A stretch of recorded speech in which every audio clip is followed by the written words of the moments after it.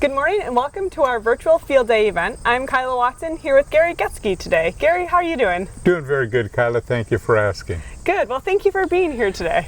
Yeah, it's not quite the same as being with the people in the middle of the field and actually pulling roots and tearing apart plants, but we'll do the best we can. Yes, we'll give it our best shot. Yes. All right. Well, before we begin, would you like to introduce yourself?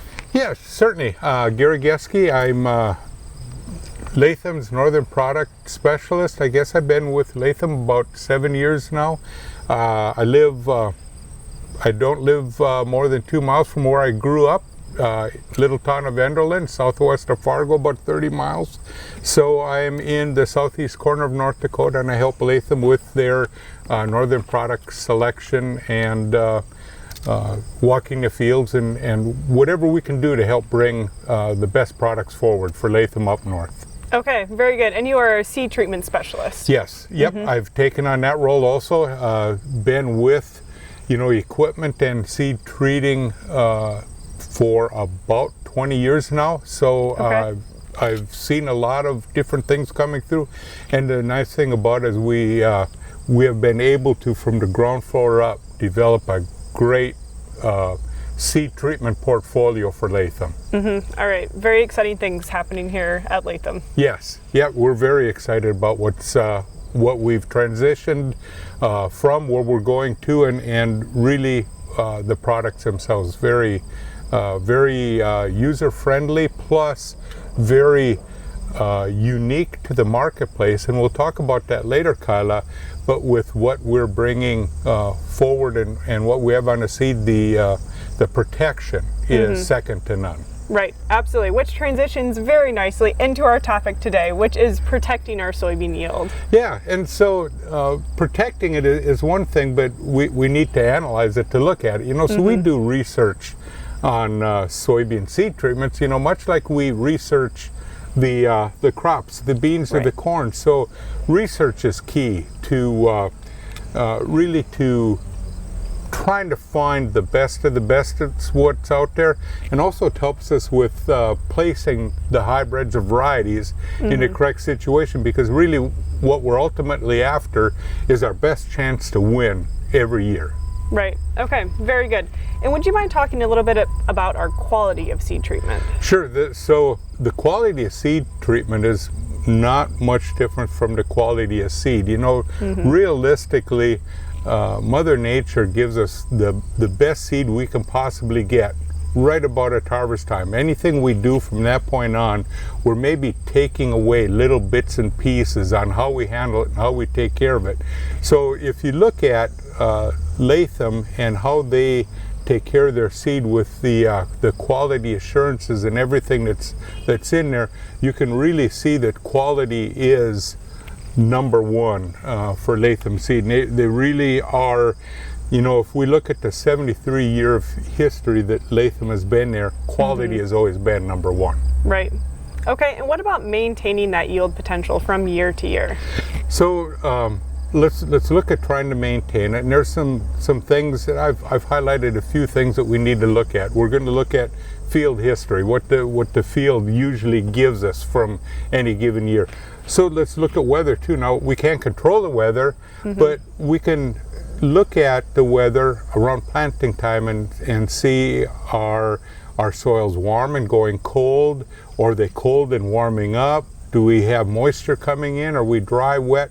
So we can see what the soil is giving us at that time and the current forecast. So we can use that to make some predictions on what we want to use for varieties or for seed treatments. And the wild card is always protecting against the unknowns, right? Because we never really quite know what diseases are coming in, especially later in the year, whether it's going to be a great year for SDS or cystis coming in and those things. So those are really the three legs of the stool that I really look at when we start making recommendations for both seed and seed treatments. Okay, and speaking of recommendations, would you mind elaborating a little bit on picking them offensively or defensively? That's kind of a loaded question, but let's give it a try, Kyla. All right. If we're looking at picking a soybean seed treatment for putting on the soybean for an offensive or a defensive situation really isn't that much difference. The only difference that could possibly be is if we're in a real high yield or very offensive situation, we're going to look at more things like may happen later in the year. Should we put on the extra seed treatment for cyst or SDS and some of those things that we may know are going to happen later. But I really truly feel that the key to all of this is starting out with a great seed treatment, and whether you're offensive or defensive, the defensive ground needs a great seed treatment to protect against the diseases and the bugs and things that are in the soil, much like we need to protect a seed for an offensive high yield. So is there a difference? Probably not. I still believe a good seed treatment is the way to go. Okay, very good. And what makes our seed treatment so unique? We are very unique in, if we look at some of the custom blends that are out there, they may have a couple fungicides and an insecticide if we're talking a fully loaded product. And I have seen a few custom blends out there with 3 fungicides in to try and fill in the holes or the loose ends, if you will.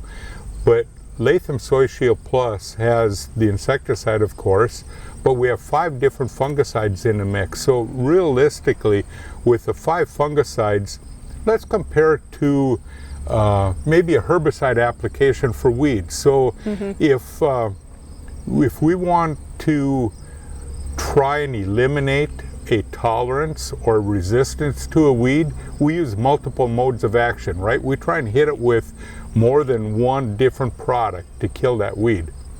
The 5 fungicides are doing the same thing for us on the Soy Shield Plus. Many of the products or many of the diseases we're going after, like say Rhizoctonia, we've got 2 modes of action against that. Pythium, we got 2 modes of action. You know, if we show the efficacy chart, you can see that when you compare the Latham Soy Shield Plus versus a custom blend or a straight fungicide, we have several different categories in there with an E+ rating. What that's telling you, there's more than one mode of action. So we're going to make the seed treatment realistically last longer and have more effect down the road. Let's just switch gears a little bit. Let's talk about sultral and then our SDS control as well. Yeah, and so we did allude to that a little bit earlier about late season, you know, on an offensive thing, and we really don't know. The further north you go, the less SDS is, but we're using sultral as an SDS control, and there is some suppression on cyst there also.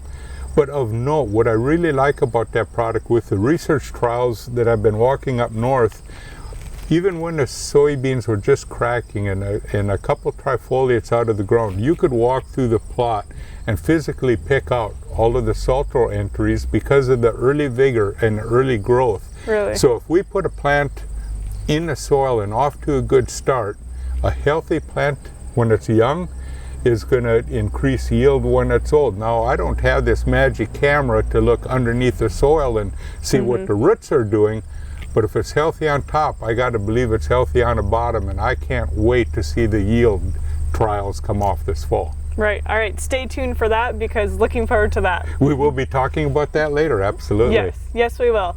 All right. Well, is there anything else that you would like to add? Well, I'd just like to finish with, you know, back to what we were talking earlier, you know, we do a lot of research, and we do a lot of research on the corn and the soybean genetics.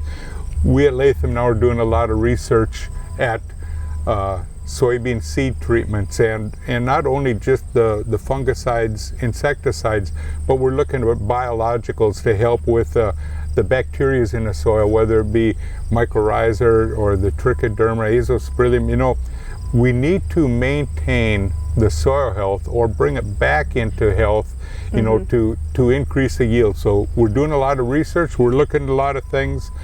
We're going to help with making some recommendations on placement and where certain products fit. So again, once we finish off and get the yield trials this year, we're going to continue them from now and into the future, but I can't wait to bring the results forward to everybody this fall.